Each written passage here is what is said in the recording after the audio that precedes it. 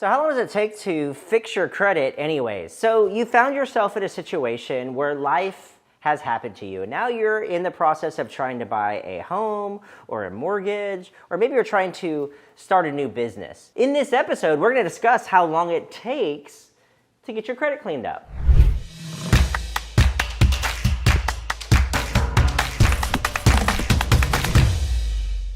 In this episode, we're going to discuss the factors that influence your credit score. We'll discuss what items lead to poor credit and how long those items stay on your credit report. And then we're going to take a look at small steps that you can take today to get the ball rolling to better credit scores. All right, let's get to it.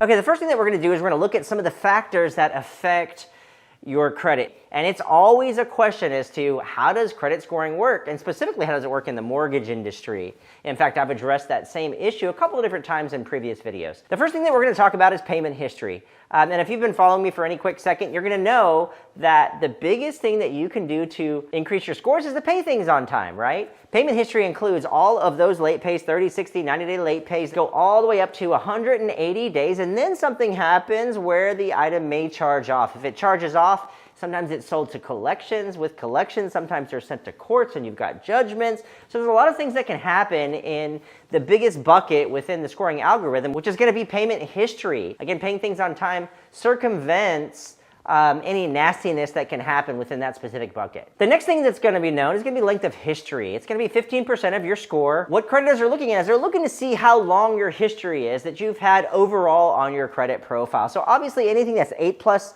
years old, if your average of all of your accounts exceeds that 8+ year mark, 10+ year mark, you're going to score highest in this specific category. Conversely, if you're somebody who's got brand new credit, let's say you have barely a year's worth of credit, you're not going to score highly in this particular bracket. And the reason is because if you have very little credit history, they don't really know your behavior yet. Now, if you've got 8 or 10 years of credit history, they very much know your behavior. Now, credit mix is going to be another piece of the puzzle, and the short of it is this, is that you need to have a certain amount of revolving accounts or credit cards and also installment accounts. Most people have either student loans or a car note on the installment side, and most people have generally 1 or 2 credit cards.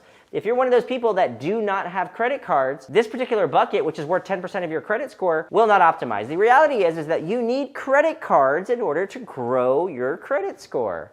In fact, you need credit cards to lay the proper foundation to grow scores from. Now, do you need them every single situation? There's certain situations where you don't need credit cards. If you've got a mortgage that you've been paying on for 30 years, you're probably not going to need a credit card to grow those scores. But for the most part, people need credit cards to grow scores. So if you've had your life issue and you're on the other side of that trying to rebuild your credit, credit cards are going to be an important part of laying the appropriate foundation to grow scores from that. Credit utilization is going to be another huge bucket within the scoring algorithm. Worth 30% of your score, not quite as big as paying things on time. But credit utilization essentially is going to be what percentage of debt that you have as compared to your limits. If you have a $1,000 credit card and you've maxed it out at $1,000, you're at 100% credit utilization. You're going to get slammed when it comes to your actual score. The reality is that you want to stay below 30% threshold. Most everybody's heard of that. But more likely under that 10% threshold is going to be the best tier to stay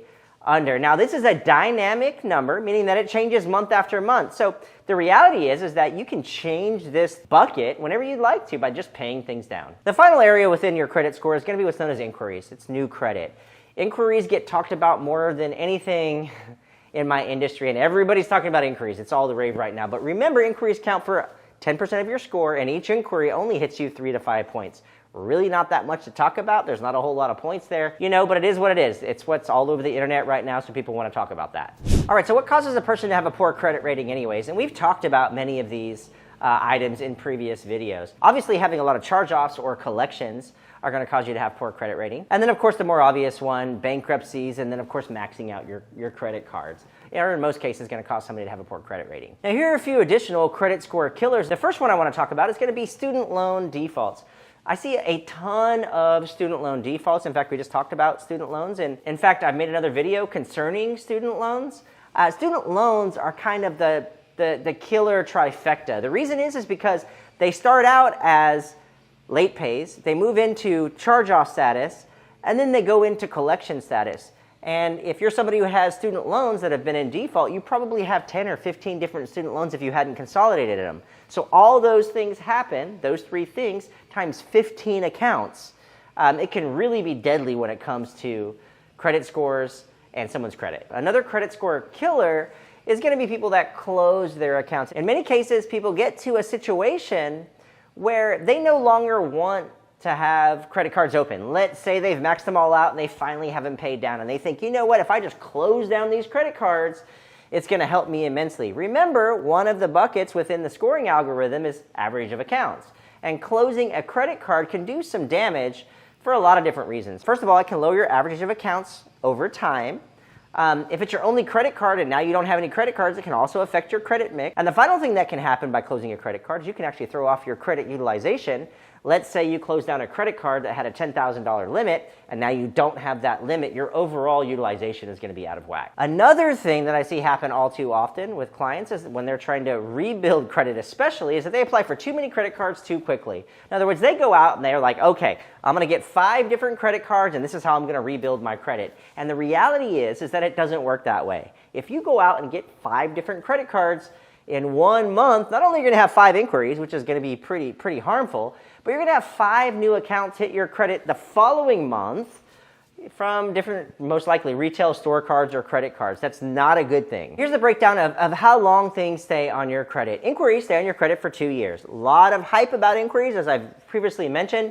They only have an impact of usually 3 to 5 points each inquiry, and then they only have that massive impact for about 6 months. After a year, you get all those points back. So they do stay on your credit for 2 years. Okay, all late payments, charge-offs, collections, and Chapter 13 bankruptcies all stay on your credit for 7 years. And then your Chapter 7 bankruptcy will actually stay on your credit for 10 years, along with all positive information. Before we get into what you can do to fix your credit, please like my video and subscribe to my channel. I'll be working hard to bring you a video each weekday over credit lending, real estate, and other relevant personal finance topics. Okay, now we've talked about what can hurt your credit, but what can actually help fix your credit? The first thing that you can do to help yourself is to buy some kind of credit monitoring system. Here at Creative Credit Solutions, we use a system called Smart Credit for credit monitoring. It allows a tri-merge report and benchmark scores and has a whole host of tools that allow you to simulate actions. It has identity theft insurance. That's going to be the first step. If you're looking to help yourself from a credit perspective, you need to have some type of credit monitoring. Now, once you have this credit monitoring, you're going to have, hopefully, a tri-merge report. In other words, Credit Karma is not going to cut it. They only have 2 of the 3 credit bureaus. Experian doesn't show. You're going to have all 3 credit bureaus listed, all of your accounts side by side.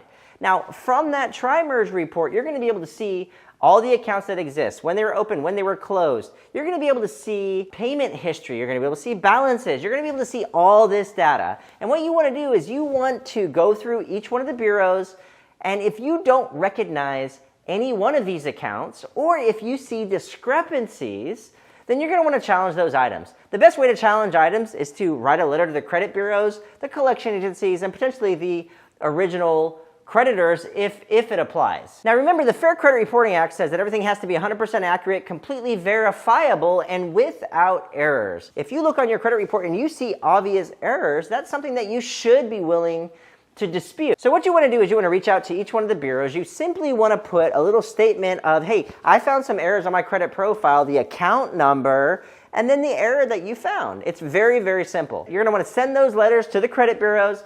You're going to want to send verification letters to the collection agencies, and potentially to the original creditors as well. Okay, now in terms of either doing the work for yourself or hiring a company to help you with this piece of the puzzle, it really has to do with whether or not you want to outsource this activity. If you've got the time to work on this and track all of the different companies that you're communicating with and what those levels of communications look like, and you have a good understanding of how the credit scoring algorithm works, and you also have a good understanding of how the collection agencies work, then it may be something that you're willing to take on yourself.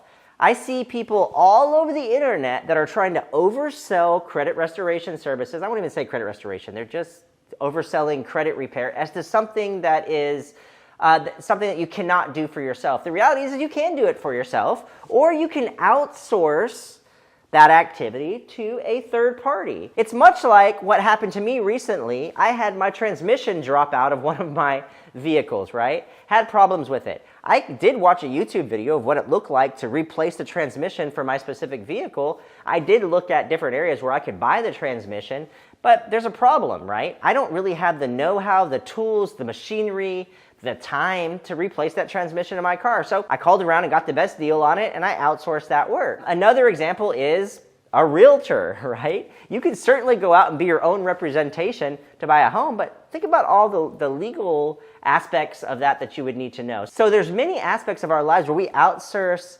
activity, and that's completely up to you as a person who's trying to get your credit together. So the reality is of course you can do it for yourself, but if you need help with it, you want to pick a high quality company to outsource that behavior. Okay, now if your credit isn't too far gone, one way that you can really help your credit is to lower your overall credit utilization. If you don't have the cash to do that, to pay down your credit cards, you can always ask your creditors to increase your credit limits. That's a thing that usually they'll allow you to do without a credit check, usually once a year. Sometimes you can do it online. Sometimes you actually have to call them. The main thing to look out for, though, is, hey, if you ask them in person on the phone if they can increase your credit, make sure they're not pulling your credit to do so. If they're pulling your credit, I would probably respectfully deny that, because they have ways internally to determine if you're eligible for a credit line increase. If they have to pull credit, it's usually going to end up in a denial of being able to offer you that credit line increase.